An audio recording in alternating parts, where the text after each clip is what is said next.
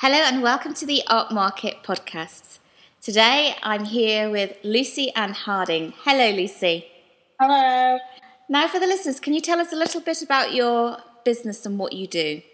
Yes, of course I can. I'm an artist creating textile illustrations based on the decline of the milkman. And I come from a long line of milk farmers and also milkmen.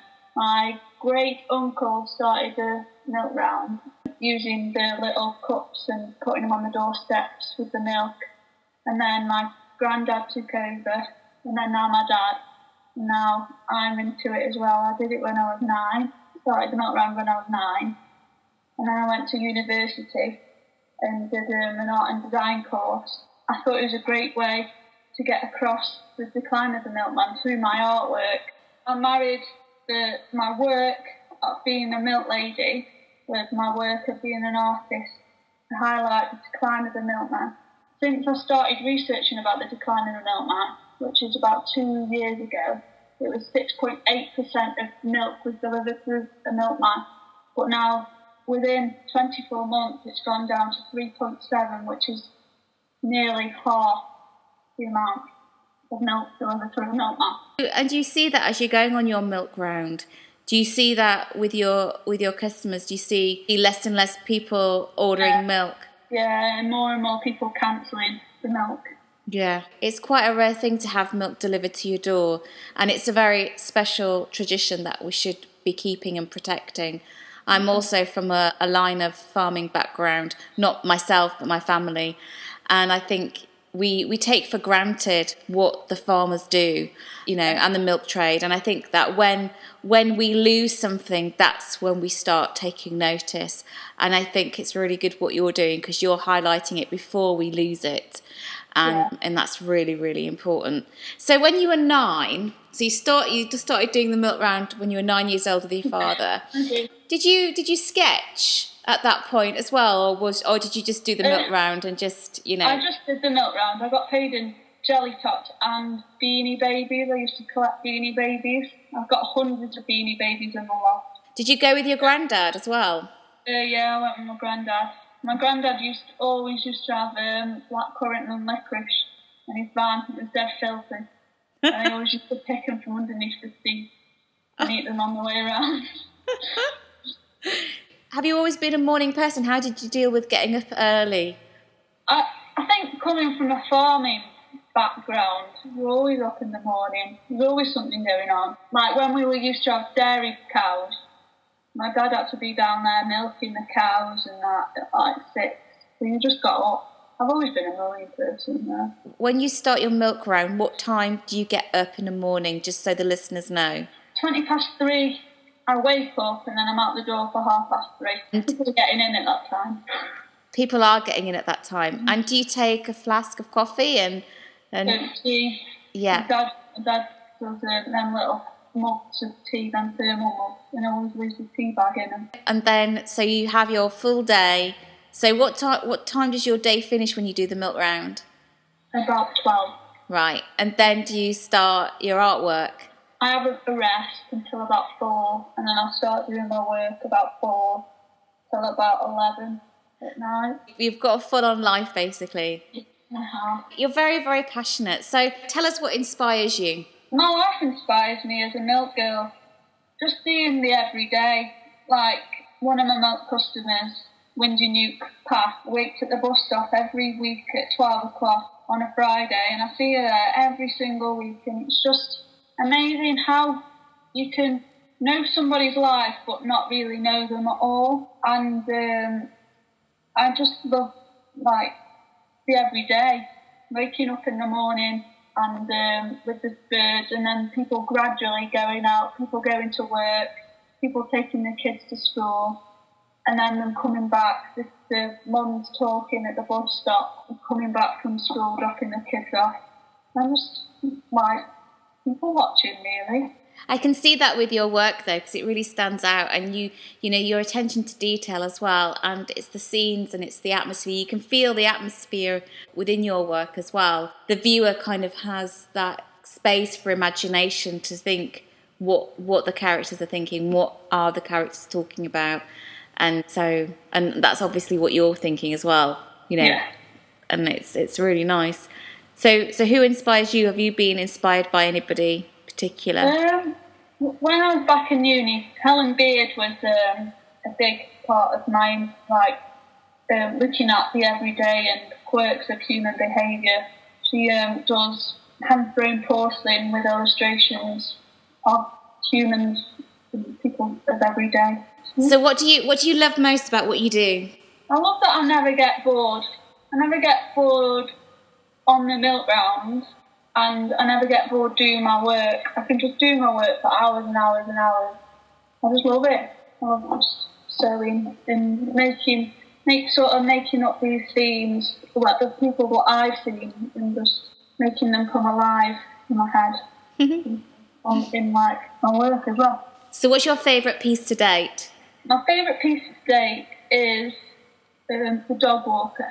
The dog walker is, we have a professional dog walker around my village, Holly, and she takes all the dogs out 3 times a day. And that's just my favourite one because I love dogs. And is that popular as well with other people? What's your bestseller? Dogs are popular with people, but our bestseller is Ida and Chris the Milkman, underneath a lamppost. That's one of my favourite ones, but also a bestseller. Everybody likes that one. Why do you think that is? Because it's got quite a lot of impact. Yeah. It's quite a big piece, and it's quite colourful, which people like. I hugged it when I first got it all framed up and everything.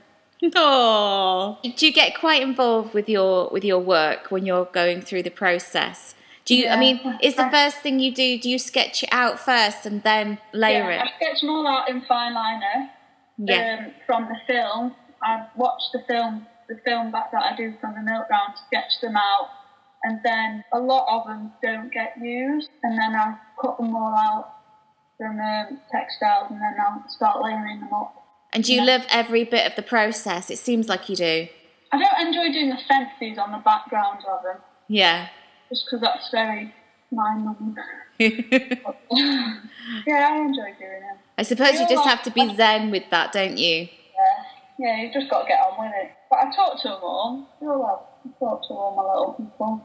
I'm a bit mad, but yeah. That's not mad at all. I completely understand that. You're interacting with your work as you're creating it, and you're creating a dialogue within it, and I can really see that in your work.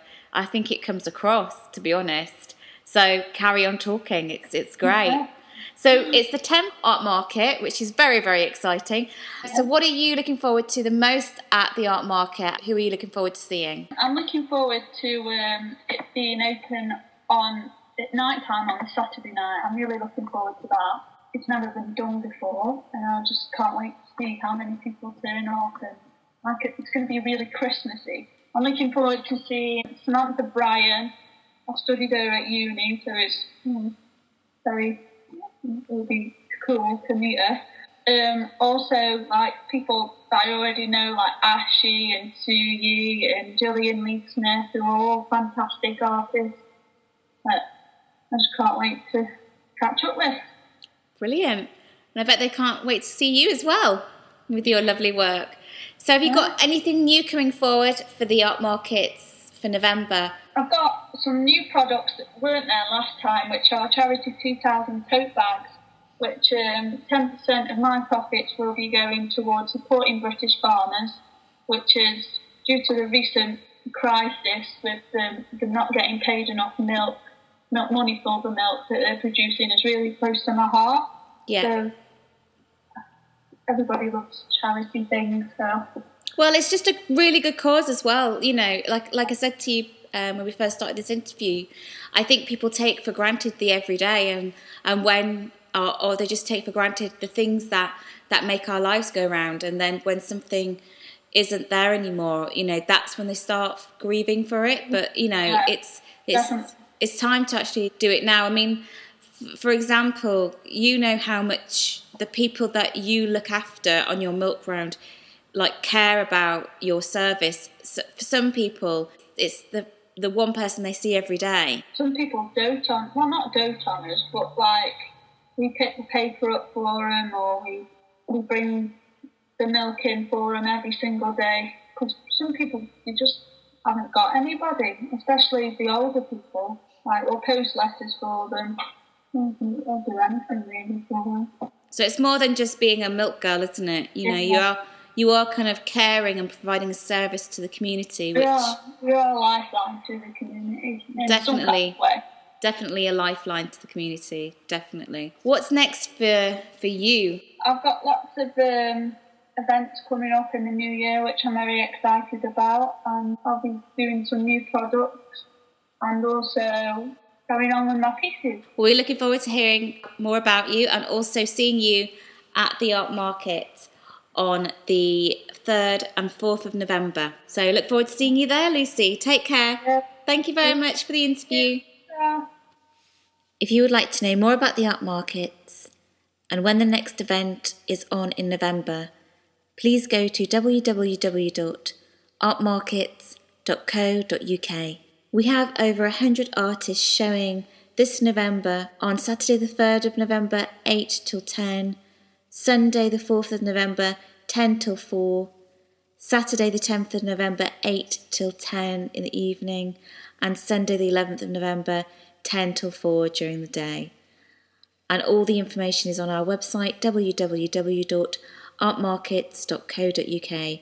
It's £2 entry on the door and children under 14 go free. We look forward to seeing you there.